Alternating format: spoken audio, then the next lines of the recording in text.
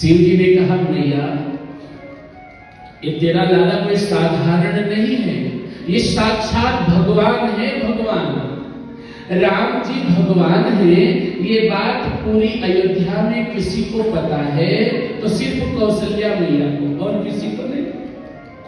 कौशल्या मैया ने कहा बाबा आप एक नंबर के ज्योतिषी हो और किसी को बताना मत, मेरा बेटा भगवान है।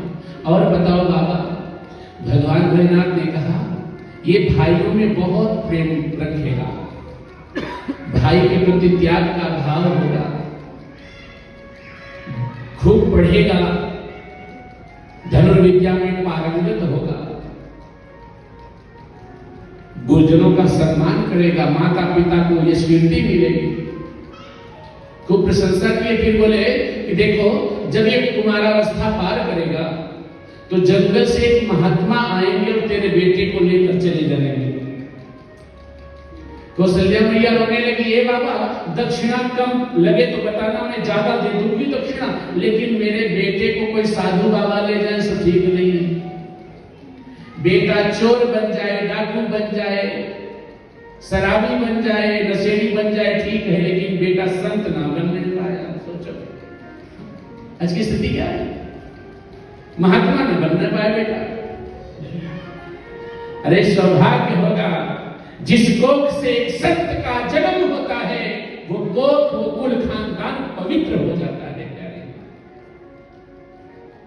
कौशल्या माई ने कहा कि मेरे लड़का को कोई बाबा ले जाए तो ठीक नहीं। अरे शिव जी ने कहा बाबा ले जाएंगे तो विवाह करा के ले आएंगे, घर में बहू आएगी, बहू। कौशल्या मैया ने कहा बाबा आपसे अच्छा महात्मा कौन मिलेगा, आप ही ले जाओ जल्दी से, घर में बहू आ जाए। माताओं को बड़ी चिंता होती है बहू की। बच्चा जब चलने लगता है तब सोचती है कि जब पड़ोसी के बेटे की शादी होती है तो माता अपने बच्चे को खड़ा करना आती, इतना बड़ा हो गया, जल्दी से बड़ा हो जाता, मेरे भी घर बहू आ जाए। खूब सोचती है मैया कि घर में जल्दी बहू आ जाए, बहू आ जाए। और जिस दिन घर में बहू आ जाती है सासू माँ की इतनी सेवा कर देती है, इतनी सेवा कर देती है, तब सासू माँ कहती है कि अच्छा था कि शादी ना हुई होती। शिव जी ने कहा माँ धैर्य रखो, समय आएगा तो विवाह हो जाएगा। भुसुंडी ने इशारा किया बाबा अरे हमें भी कुछ बताने दो ना, हमें भी कुछ बताने दो। शिव जी ने आगे देखा कि वनवास की कहानी, भगवान का वनगमन। तो शिव जी ने सोचा कि मैंने कहा कि महात्मा जंगल में ले जाएंगे तो मैया नाराज हो गई, अगर ये कह दूं कि मैया तेरा लाला 14 वर्ष वन में रहेगा तो ये तो कुछ भी बोल जाएगी। तो शिव जी ने कहा ओ मैया अब मैं थोड़ा आराम करूंगा, अब हमारा चेला बताएगा। चेला बोलो जय श्री राम, जोर से बोलो ना। आओ चेला। अब भुसुंडी आए, शिव जी को कई बार प्रणाम किए, बड़ी कृपा की आपने, बड़ी कृपा की। जब भुसुंडी ने रेखा देखा, एक बार रेखा देखे, फिर शिव जी की तरफ देखे, फिर रेखा। अरे शिव जी ने कहा बताओ। भुसुंडी ने कहा वाह बाबा अच्छा अच्छा अपना बता दिए, जब डांट खाने की बारी आई तो हमको पकड़ाई दिए। हम भी कौवा हैं, कौवा ऐसी भाषा बोलेंगे कि मैया ना समझ पाएगी। और भुसुंडी ने क्या कहा कि माई तेरो लालन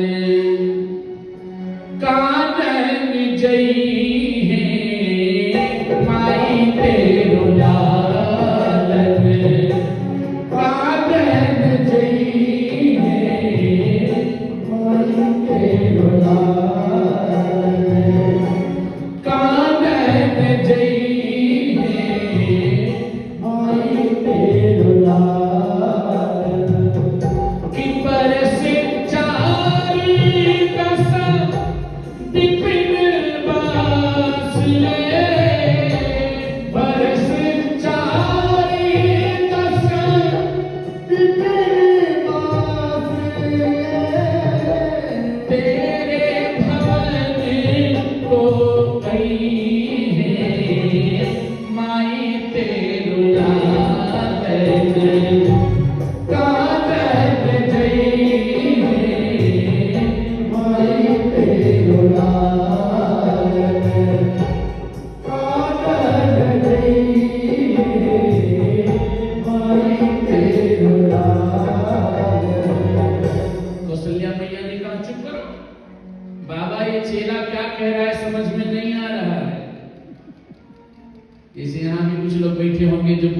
हमारी नहीं समझ पा रहे होंगे तो सोचते होंगे चलो कम से कम भगवान की कथा ही सुनता हूं।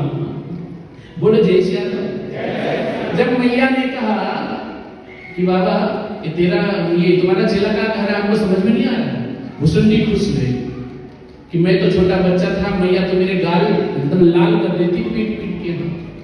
भुसुंडी ने कहा क्या, माई तेरो लालन कानन जइहे। कानन का मतलब होता है जंगल, कानन माने जंगल।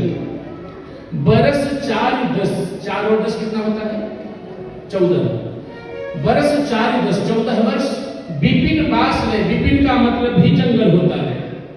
विपिन में रह के, जंगल में रह के तेरे भवन को अइहे, माई तेरो लालन कानन जइहे।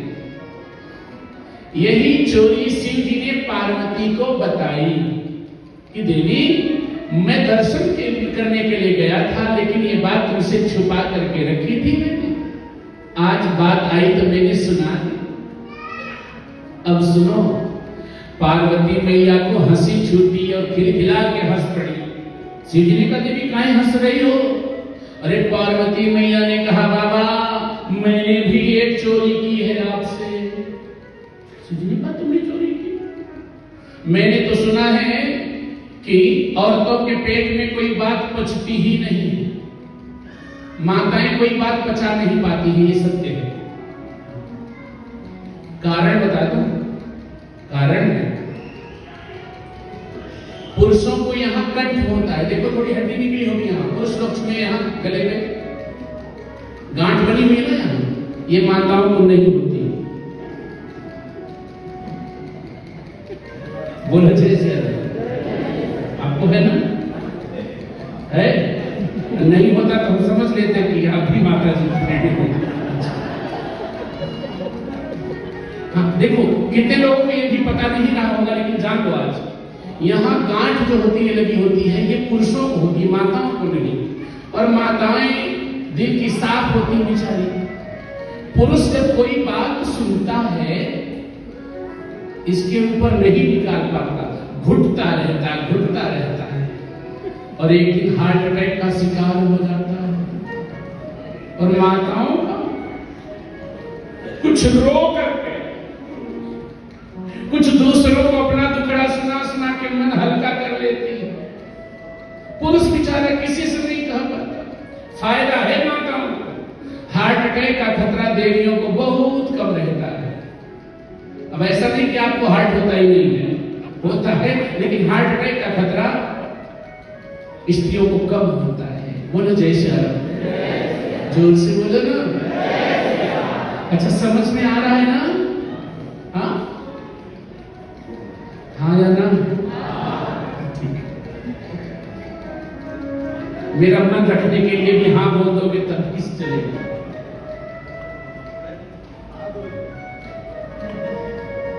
बोलो जय श्री राम। जोर से बोलो ना।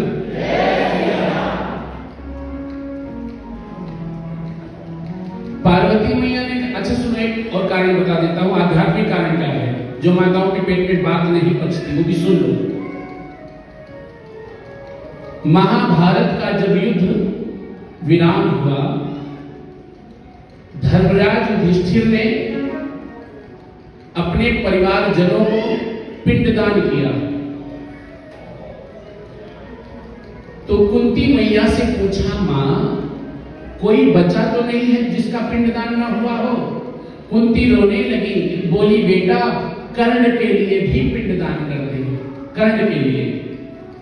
धर्मराज युधिष्ठिर ने कहा मां कर्ण हमारी जाति बिरादरी का नहीं, हमारे परिवार का नहीं, दूर दूर कोई रिश्ता नहीं, हम उसके लिए पिंडदान क्यों करें? कुंती ने रोते हुए कहा बेटा कर्ण तेरा सगा भाई था, मैंने तुझसे ये राज छुपा के रखा। धर्मराज युधिष्ठिर बहुत दुखी हुए, बोले मां तूने बहुत गलत किया। जब भी मैं कर्ण भैया के चरणों को देखता था तो मुझे लगता था कि माता कुंती ही खड़ी है। कर्ण भैया के चरण बिल्कुल तेरी तरह थे मां, ये राज छुपा के तूने अच्छा नहीं किया, तू मेरी मां है, मैं तुझे क्या कहूं, लेकिन आने वाले दिनों में मैं समस्त नारी जाति को श्राप देता हूं इनके पेट में कोई भी गुप्त बात पचेगी ही नहीं। ये जरूर कह देंगे किसी न किसी से। इसीलिए पुरुषों से कहता हूं कि आप अपना कोई राज, कोई गुप्त बात हो तो पत्नी को ना बताएं।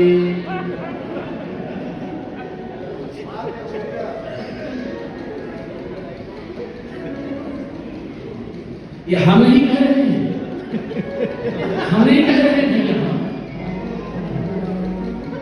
एक गीत सुना होगा आप लोगों ने भी, वही मैं भी सुना हूं, इसलिए बोल रहा हूं कि पत्नी कितनी भी प्यारी हो उसे राज बताना चाहिए।